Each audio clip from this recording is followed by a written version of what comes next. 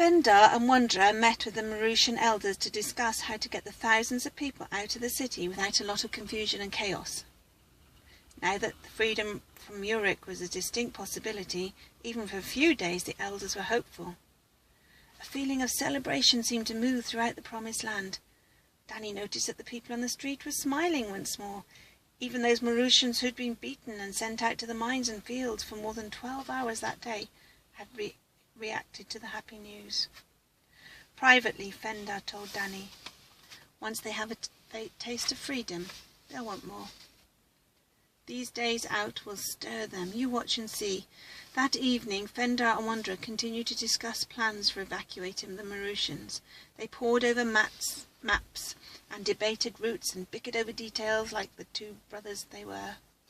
And Danny and Wayne, who learned to play a Mauritian board game involving cards and pegs, watched them with amusement. "Does this mean we're going back to Odyssey now?" Wayne asked Danny, while Danny drew a card and then moved a peg 3 squares on the board. "I don't know," Danny replied. "If this is what we came to do, I guess we can go home." "But I haven't done my part," Wayne said. "Remember?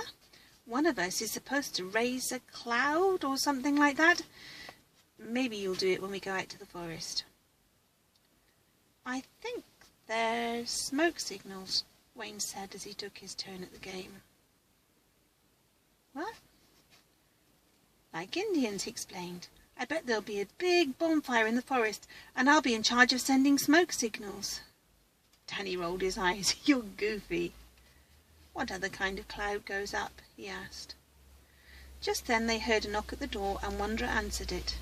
Jakin, the leader of the small band of Mauritian rebels, came in. His face was overcast with bad news. "What's wrong?" Fendar asked immediately. "My spies at the palace have brought some disturbing news," Jakin reported. He sat down at the table and poured himself a drink of water. And after he drank it, he said, "Everyone at court is laughing at us." Fendar sat down next to him. "Why are they laughing?" "Because the word has got around that the king has no intention of letting us leave." "But he gave his word that we could." "Yes, but he didn't say when we could. My spies tell me that he will wait until the idea of leaving is forgotten, or..." Jakin paused for a moment. Or until the time is right to arrest you and try you for murder." Fendar's cheeks turned red. He clenched his hands into a fist and brought it down on the table. Cups and bowls rattled and tumbled, crumbs of bread scattered. But he said nothing. "Does anyone else know about this?" Wanderer asked. Jakin shook his head, but his face was bright. "I came to you first.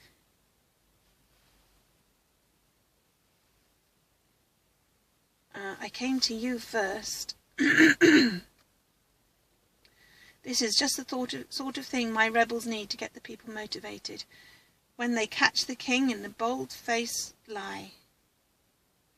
Or this news will deflate the people's hopes," Wanderer said with a frown. "The people will play into the king's hands and forget about freedom." He looked at his brother. "And if he continues to work them as hard as he has, you will be seen as their true enemy. They won't fight for freedom, but instead will be happy to hand you over for execution." "Do you think so poorly of our kinsmen?" Jakin asked as a rebuke to Wanderer. "Yes, I do. We are a fickle lot. We have exchanged our freedom for comfort and security. We have ignored the unseen one, and we have sold our souls to the Palatians." Fendar suddenly stood up and exclaimed, "Then we will not play the king's waiting game. I will put it to him tonight, to say when we may go. If he evades the question, then he will have to answer to the unseen one."